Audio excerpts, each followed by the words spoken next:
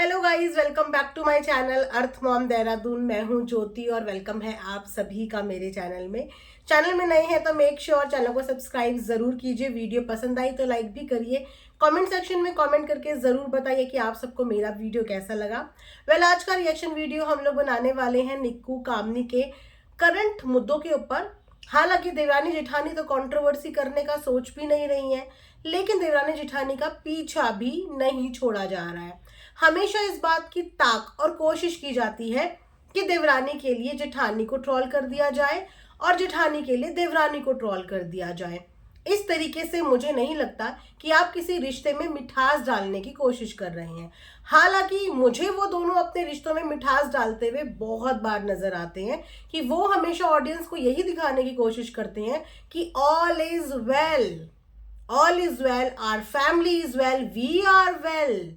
वो हमेशा यही दिखाने की कोशिश करते हैं, लेकिन उसके बावजूद भी एक्सपेक्टेशंस गाइज, इतनी एक्सपेक्टेशंस कि इतनी एक्सपेक्टेशन तो इन दोनों को भी एक दूसरे से नहीं होगी जितनी एक्सपेक्टेशंस लेके यहाँ पे कुछ लोग उनके ऊपर हावी होने की कोशिश करते हैं कमेंट सेक्शन में।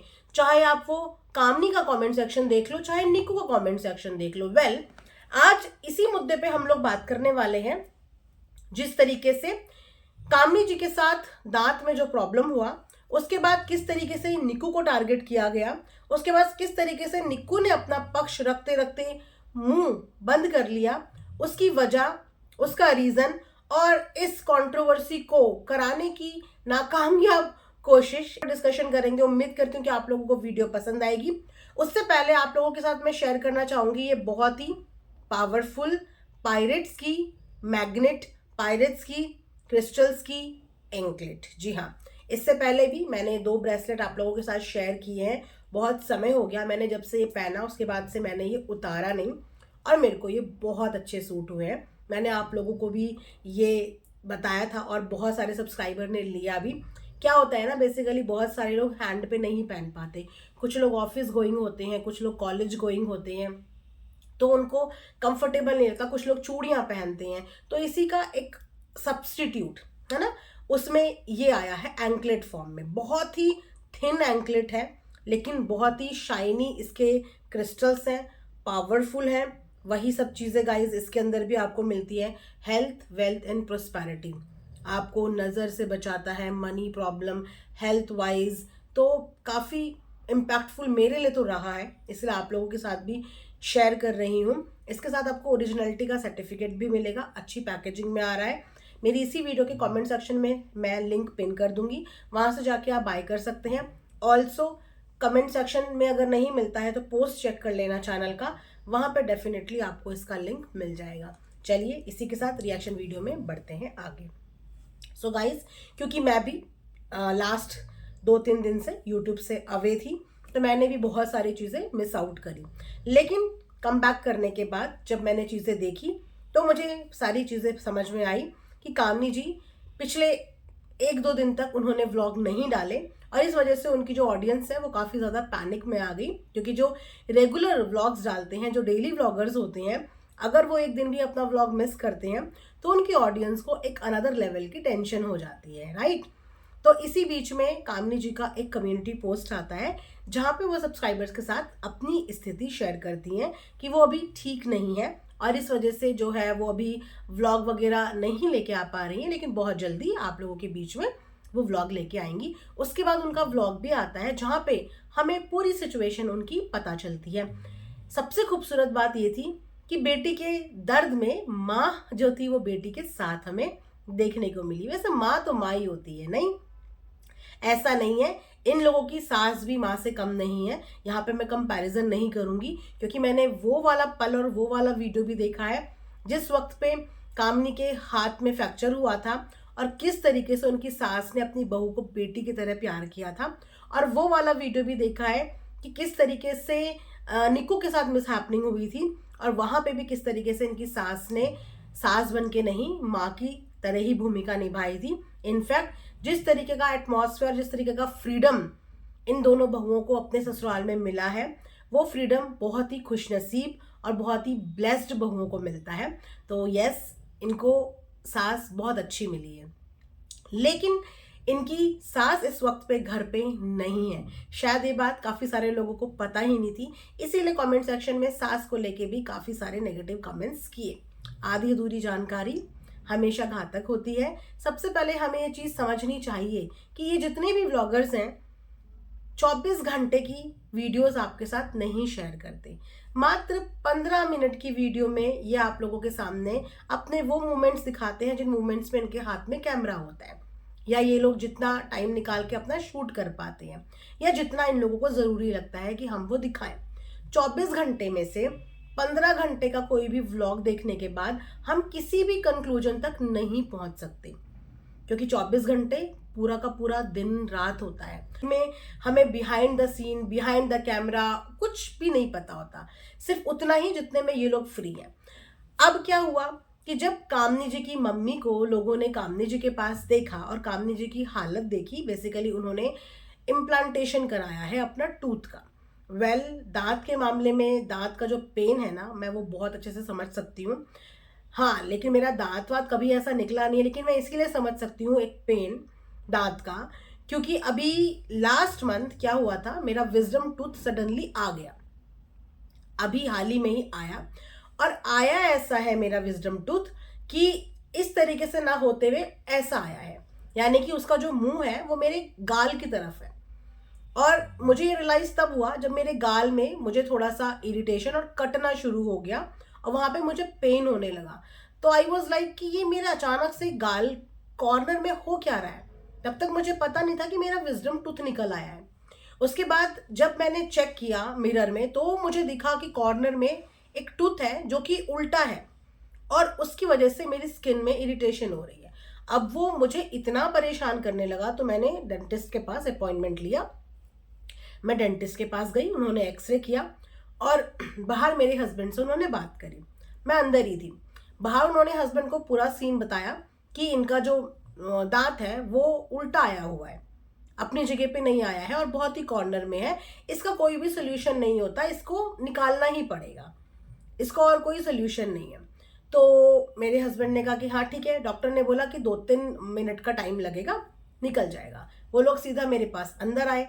अब जब वो सीधा मेरे पास अंदर आए, मैं प्रिपेयर नहीं थी, तो डॉक्टर बोलते बस 2 मिनट लगेगा, निकालना है। आई वाज लाइक निकालना है, मेरा कंसेंट कहाँ है? मतलब मैं एकदम से घबरा गई। मैंने कहा मुझसे किसी ने पूछा ही नहीं कि वेदर मुझे निकालना है या मुझे नहीं निकालना है। मैं सीट से उठी, हस्बैंड पे भी मैं नाराज हुई, हम घर आए। उसके बाद मैंने अपने हस्बैंड से ही बोला, मैंने कहा मुझसे नहीं पूछा। तो भाई किसी भी पेन को झेलने के लिए या कुछ भी करने से पहले ना हमें मेंटली प्रिपेयर होना पड़ता है उस चीज़ के लिए। सडनली हम कभी भी कोई भी चीज़ नहीं करा सकते। तो इसी तरीके से जो कामनी जी का दर्द है वो काफ़ी समय से उनको परेशान कर रहा था, लेकिन मेंटली प्रिपेयर अपने आप को करते करते करते करते इंसान को वक्त लग जाता है। मैं आज तक मेंटली प्रिपेयर नहीं कर पा रही हूँ अपने आप को कि मुझे दांत निकालना है। उसके बाद क्या हुआ, वो जो मेरा जख्म था वो थोड़ा ठीक हो गया और मैंने निकालना फिलहाल के लिए ड्रॉप कर दिया। तो वो खौफ, वो डर दांत निकालने का, क्योंकि पेन बहुत ज़्यादा गंदा होता है, ये मैंने बहुत लोगों से सुना है और देखा भी है, इसीलिए मैं भी डर के मारे आ गई। तो इस वक्त पे कामनी जी भी जिस स्थिति में वहाँ गई थी, उनको भी इस बात का आइडिया नहीं था कि ये कितना ज़्यादा पेनफुल होने वाला है और इसका प्रोसेस क्या होता है, क्योंकि इम्प्लांटेशन का प्रोसेस गाइज ईजी नहीं होता। एक्चुअली वो पेनफुल होता है और थोड़ा सा लेंदी प्रोसेस होता है। कुछ लोग इस बात से कंफ्यूज हो रहे हैं कि दांत ही तो निकाला है, इतना क्या है। उन्होंने दांत नहीं निकाला है, दांत निकालने में तो 2-3 मिनट का काम होता है। उन्होंने इम्प्लांटेशन कराया है जिसका एक प्रोसेस होता है और वो पेनफुल होता है। और इस बात का आइडिया कामनी को भी नहीं था वहां जाने से पहले। जब प्रोसेस पूरा हो गया उसके बाद वो घर में आई, तब उनको रियलाइज हुआ होगा। और फिर उनकी सास वहां पे थी नहीं, तो उनकी मम्मी वहां पे आई। तो अब मम्मी वहां पे आई, अब उनका ये दर्द देख के सीधा सीधा सीधा सीधा टारगेट होनी शुरू हो गई उनकी घर की देवरानी छोटी बहू।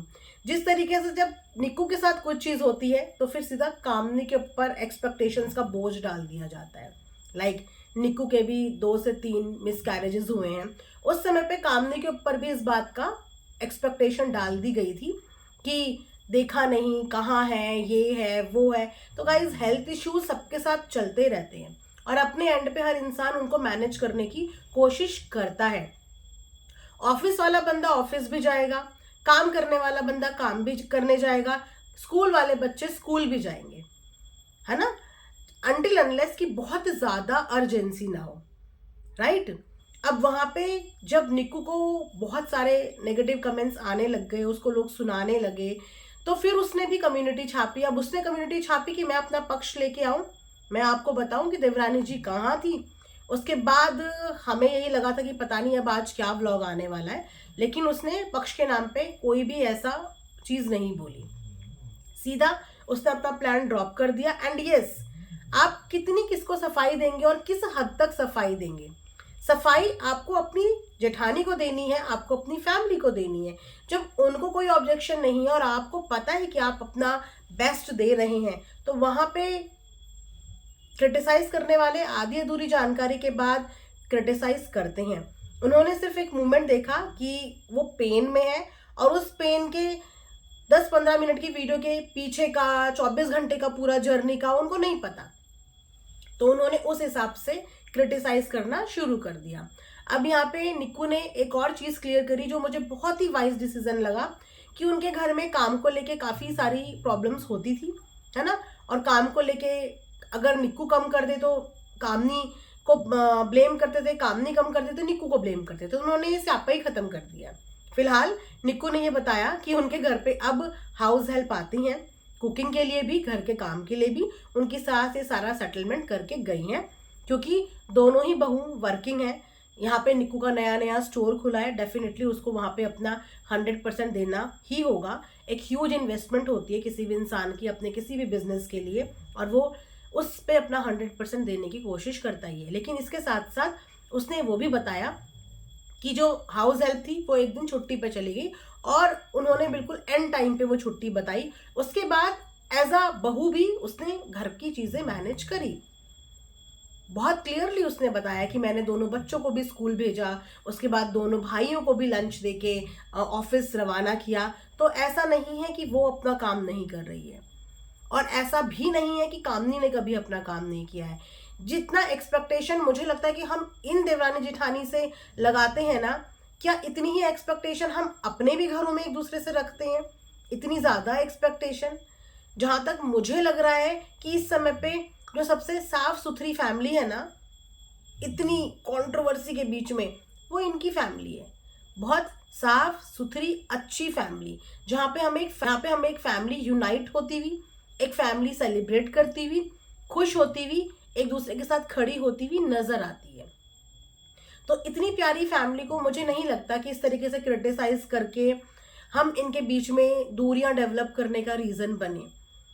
और दोनों अपने अपने एंड पे अपना 100% देने की कोशिश करती है अपने अपने हिसाब से, और वो दे भी रही हैं। एक समय वो था जब कामनी जी के मायके वालों का बिल्कुल आना जाना बंद था, और आज एक समय है कि उनकी मम्मी बिल्कुल हक से वहां पे आ रही हैं, वहां पे रुक रही हैं, वहां पे खा रही हैं, वहां पे बोल रही हैं। तो ये बहुत अच्छी चीज उनके साथ हुई है। और ऐसा ना हो कि ये छोटी छोटी चीजों की वजह से किसी का घर खराब हो, है ना, एक लड़की से फिर से उसका मायका जो है वो छिन जाए, फिर से डिस्प्यूट हो, फिर से झगड़े हो। अभी देखो ये लोग कितने खूबसूरत लगते हैं साथ में, निक्की की मम्मी हो चाहे कामनी की मम्मी हो, कितना प्यार इन लोगों के बीच में लगता है, कितनी खूबसूरत पूरी फैमिली जब किसी भी गैदरिंग में होती है तो एक साथ रहते हैं तो कितने अच्छे लगते हैं। तो ऐसी ही अच्छी चीजें तो हम देखना चाहते हैं ना। तो दुख में वो लोग वहां पे खड़े हैं, ग्राउंड लेवल पे हैं, उनको ज्यादा अच्छे से पता होगा कि वो कैसे एक दूसरे की हेल्प अपने एंड पे जितनी कर पा रहे हैं उतनी कर रहे हैं, राइट। तो ये था मेरा एक रिएक्शन वीडियो, मैंने दोनों का ही जब व्लॉग देखा और तो सोचा चले एक छोटा सा रिएक्शन इस पे दे देते हैं। उम्मीद करती हूँ कि आप लोगों को ये वीडियो पसंद आएगा, और कामनी जी को बोलूँगी गेट वेल सून। आप बहुत स्ट्रांग हो और बहुत स्ट्रांगली आपने इस पेन को हैंडल कर लिया है। कुछ समय का पेन है लेकिन आगे के लिए आपके लिए बहुत रिलीफ हो जाएगा।